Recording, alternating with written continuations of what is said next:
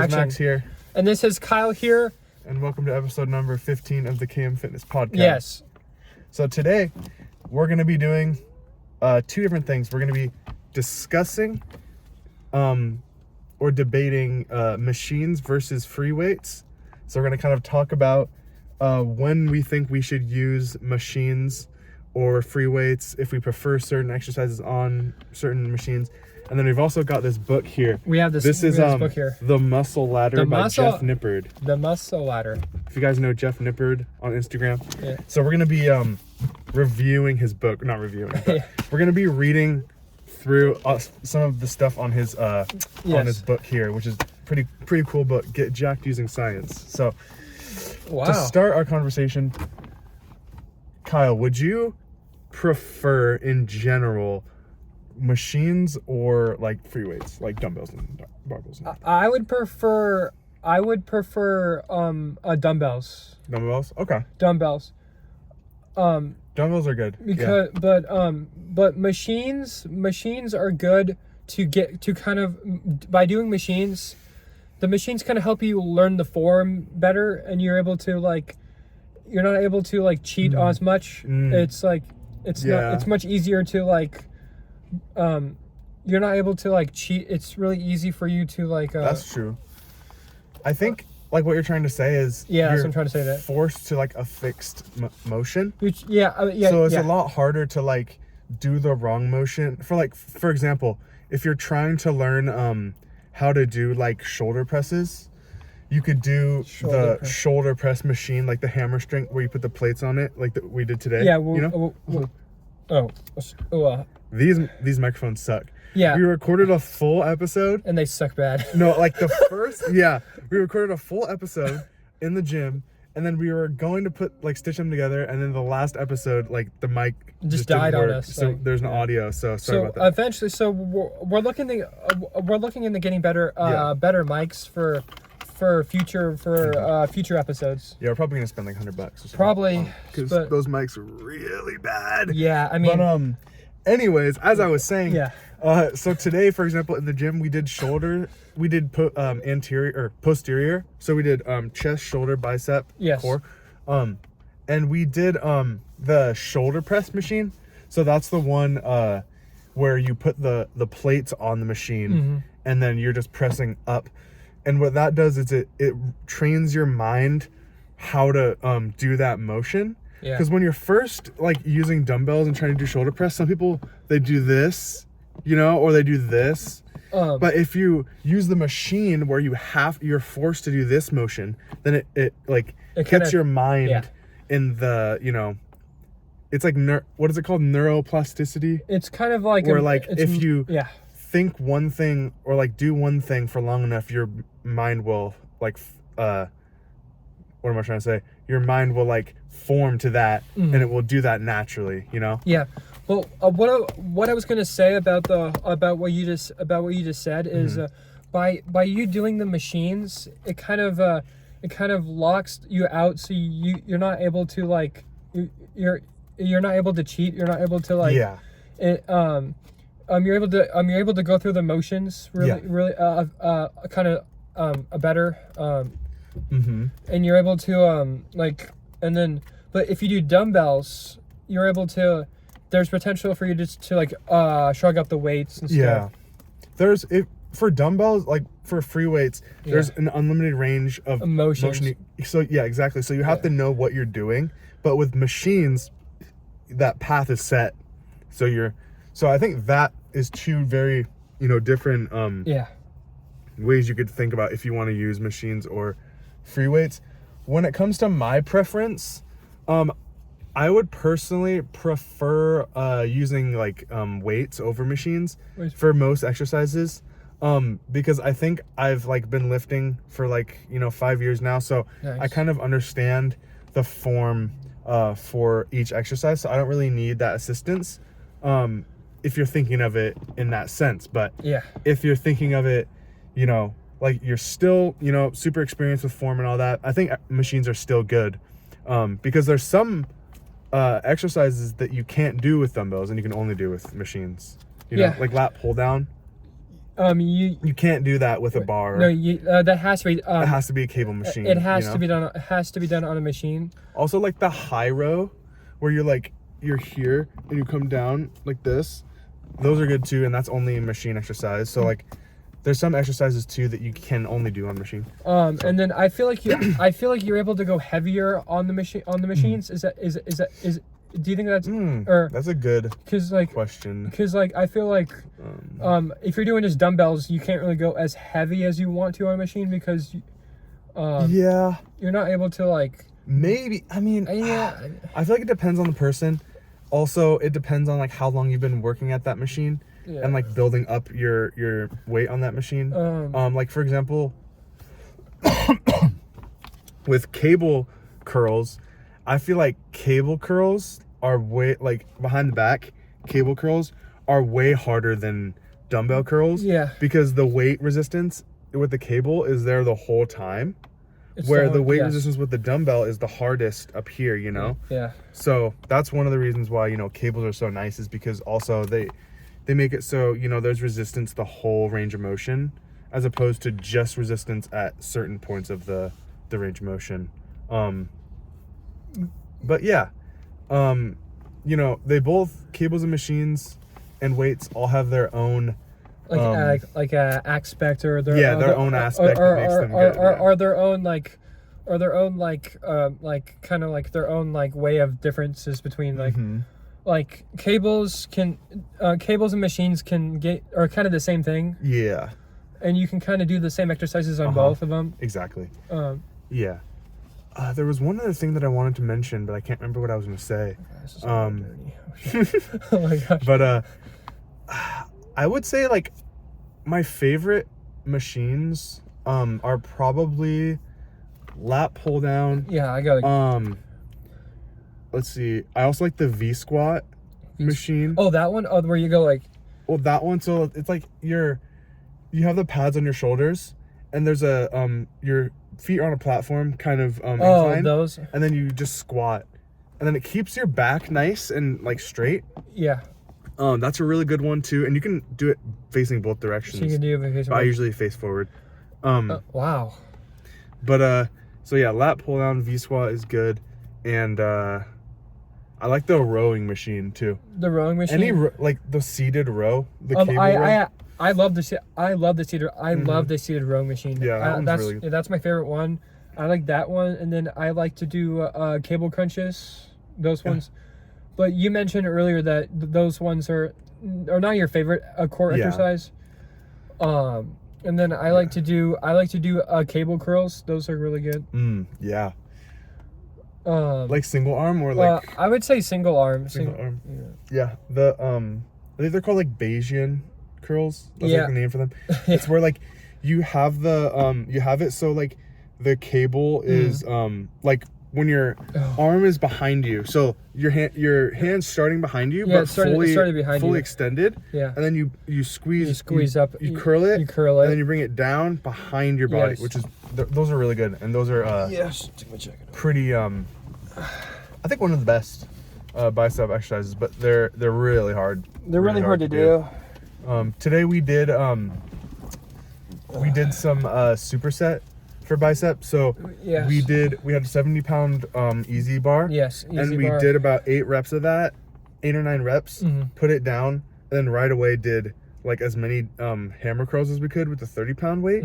We could only do like 5, but it was pretty good. We hit both heads of the bicep, and then I think so. and then tricep. For tricep you do a tricep pull downs. That's a good one. Tricep pull downs, and then a tricep pullovers, or and then you do skull crushers. Skull crushers. Yep. Those are also good for. I like doing skull crushers with the bench at a slight incline too. Slight incline. That's what I personally prefer. But I've been doing a lot of skull crushers, a lot of tricep pull downs. Those are like my 2 main ones I do. And then you do some dips. You do not too often. Dips are my favorite. I should though, because they're good. They're really good. I do. I like to add those. Those dips are kind of the exercise I like to add in there, just like as like an extra exercise. Yeah, I mean, like, doing it at the end is very nice. Yeah. Yeah, they work kind of like chest and also tricep and a little shoulder too, maybe. But for me, whenever I do them though, it always feels like it's hurting my shoulders. I don't know. I think I'm doing them wrong. Yeah. But do you want to look at the book? Yeah, let's take a look at the book now. So this is the book, The Muscle Ladder. The Muscle by Ladder Jeff Nippard. By Jeff Nippard. I think Jeff Nippard is one of the most popular and like one of the most jacked like scientific lifters, you know? Well, we'll see. We're taking a look at it now. So this is chapter, let's see. Chapter 2. Chapter 2. Which is sustainability. And training here here it talks about like how often you have to work out and to optimize like your efficiency. So let's see. So basically a lot of people think you have to train like 5 to 7 days a week to get like progress, but you actually don't really need to do that. Yeah, you don't need so like here it kind of says like an example of like a workout split. Oh dude. So I don't know if you can see that, but so it says like for example, what's the workout train if you want to train less often, you could do like Monday full body, so Monday, Thursday full body, and then have like 5 rest days. But personally, 5 rest days? Yeah. Jeez. It says Monday full body, Tuesday rest, Wednesday rest, Thursday full body, Friday rest, Saturday rest, Sunday rest. But you have to allow your, if you're working out really hard, you have to allow your body to recover. You can't. Yeah. You have to have recovery time. You have to. Yeah. And I mean, like it says, because most bodybuilders spend 5 to 7 days per week in the gym, me included. Beginners sometimes get the impression that that's what it takes to make progress.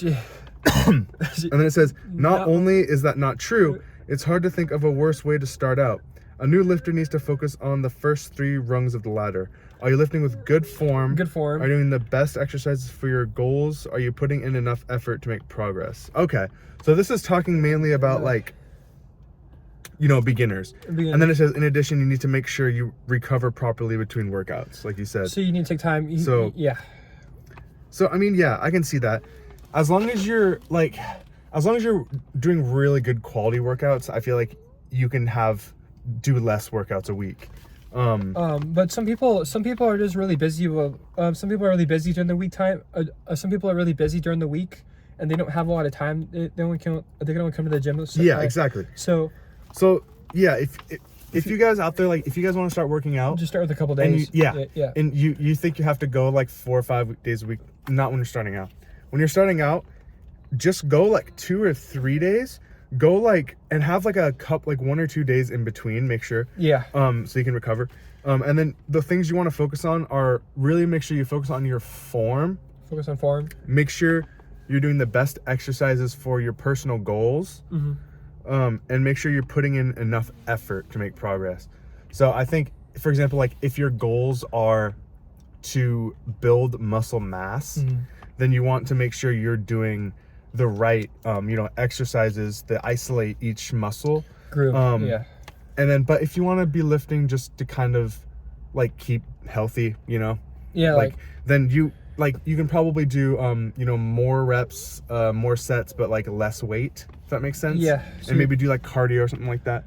What do you think? Yeah, I think that's good. That's good for if you're a beginner, you just want to like start easy, and you don't want to you don't want to overdo yourself. You don't.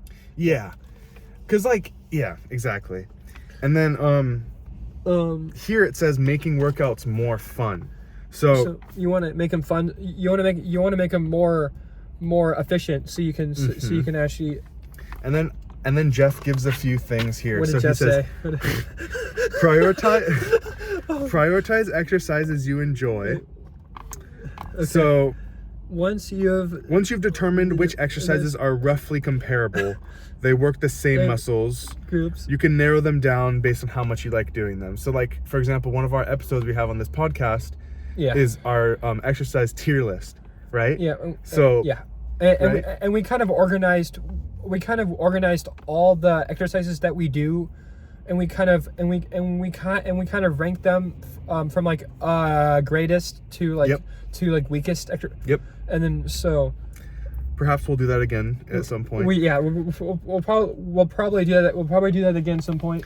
And then it says here, prioritize rep ranges you enjoy. So rep ranges. So prioritize exercises you enjoy, rep ranges you enjoy. Yeah. So it says, while higher rep workouts with relatively light weight are more appropriate for some goals, and lower rep workouts are relatively heavy weights are more appropriate for others, research shows that all rep ranges can be used to build muscle, that's pretty interesting. So basically, someone could just be doing like bench press with like the 25s. Yeah. 25 pounds and do like 100 reps. Right. And then and still build muscle on. That's what it's saying here. Yeah. I mean I think that's a pretty extreme example. No, but that approach only comes into play if you're trying to lose weight. I mean, I feel like if I'm just I think that's definitely. I absolutely agree. If you're trying to lose weight, then I think you should do more reps because that burns more calories. And like do higher volume. Yeah. And then, it says, therefore, if you really enjoy the challenge of lifting heavier weights with lower reps, which like I do, but despise the burn of lifting higher weights for higher reps, because you get much more of a burn when you do that, design your program accordingly.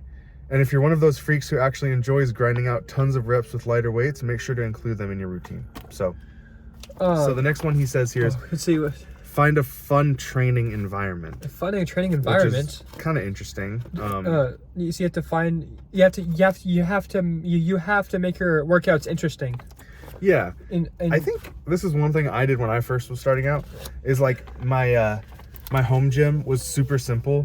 Just a couple weights. It's like a bench press. It was like a bench press. It was a bar with like the weights that you could put on it. A bar and like a squat rack or something. No, I didn't even have a squat rack. I just it was super simple, and simple. So that's, you don't have to come to the gym when you're first starting out. Like, you can start working out at your house. Like, that's perfectly fine. You can just use that's what most people do, I think. You can just do some push-ups and sit-ups and stuff, and like, and like you could take you can go for a run around the block or something, or like that's a walk. That's good. A walk. Like, if you're more like a walker, or you can go for a swim or something. If you're more like familiar with like the environment, then it's a lot more fun than if you're like in a gym for the first time. It's like everything's like, what's going on, you know? Yeah. And then it says here, the next one, consider finding a good training partner. Not only is a gym buddy great for accountability, but establishing rapport with someone who shares your goals can make training more enjoyable for both of you. However, if you prefer to train alone, that's fine too. So that one's pretty straightforward, you know. Find a lifting buddy. Find a lifting buddy if you want to. Listen to music, podcasts, or audiobooks while training. Keep your mental state light, it's pretty good. And then get results, which is probably the most important one. Mental state light means try not to. When you're in the gym, that's all you should be focusing on. Nothing else should be on your mind. You have to. When you go to the gym, that's all you should be focusing on. Everything else has to go. Everything else has to, exactly. Yeah, you have to lock in. You have to lock in and carry those boats and logs. You know what I'm saying? You have to lock in and you have to carry those boats and logs, and you have to get up really early and you have to go for the morning swims and you have to. Oof, I don't know about that. You don't have to do that, but just start off with what you can do and then work up. And you have to embrace the misery. You have to embrace the misery. Exactly. And you have to embrace it. And it's going to be rainy. It's going to be cold. It's going to be snowy. It's going to be cold. There's going to be days where you don't even want to get up. But you have to fight. You have to fight yourself. You have to wake up and you have to say, "I'm going to get up. I'm going to get out of bed today." That's right. That's right. That's basically. Yeah. That's a very, very good advice, Kyle. Very good advice. But what's the 2.4% there mean? So it looks like risk. So this is about risk of injury. So according to Jeff Nippard, says regular strength training versus athletic activities. Yeah. So approximately 2 to 4 injuries every 1,000 hours for strength training. and approximately 15 to 81 injuries Yes. per 1,000 hours for athletic activities, which is pretty insane. So It's pretty good. that there's a lot more risk of injury from athletic activities than from, or actually no, from athletic activities to regular strength training. So that's pretty interesting. And then it says here, luckily, weight training has a relatively low risk of injury compared to other sports. A 2017 systematic review examined 20 studies and found that the most weight training sports, including bodybuilding and powerlifting, have injury rates of approximately 2 to 4 injuries per 1,000 hours of training. Wow. For comparison, soccer, rugby, and cricket have rates of approximately 15 to 81 injuries per 1,000 hours. 7 to 20 times the risk of injury for weight training. So if you're scared of getting hurt doing weight training, your risk isn't too high. I feel like you just have to go for it. I mean, like, you just have to, and then you just have to be. You should only do exercises that you kind of know how to do. Yeah, and it says here, the best way to avoid getting hurt in the gym is to train with confidence rather than fear. Yeah. If you think of your body as being fragile, you'll act as if your body's fragile, and that's exactly what your body will become. So basically, what what Jeff's trying to say. Spitting facts. Yeah, Jeff Nippert is spitting facts, man. He's spitting. But basically, what he's saying is you have to go into the gym and you have to be confident in yourself, and you have to have that in your brain, saying that, like, I'm gonna do my best at every single set, basically. Exactly. I think that'll do it for this episode. I think and thank you for watching. We're gonna start uploading. Trying to start uploading once a week. Once or twice a week. Yes, probably. We're gonna keep on going through this book, talking more about this book. Yeah. It has a lot of pretty good information in it. A lot of like scientific studies based on. It's a pretty good book. I like that book. We'll keep going through the book. So we just went through chapter 1 today, or that was just do like a that was chapter 2, I think. Like a brief. Chapter 1 isn't really a chapter. It's just kind of an introduction to the book. It's just like an introductory. So we just went through chapter 1 and 2. Yeah. Okay. So. Thank you for watching. This is KM Fitness Tips. This is KM Fitness Tips signing off. Peace. Peace.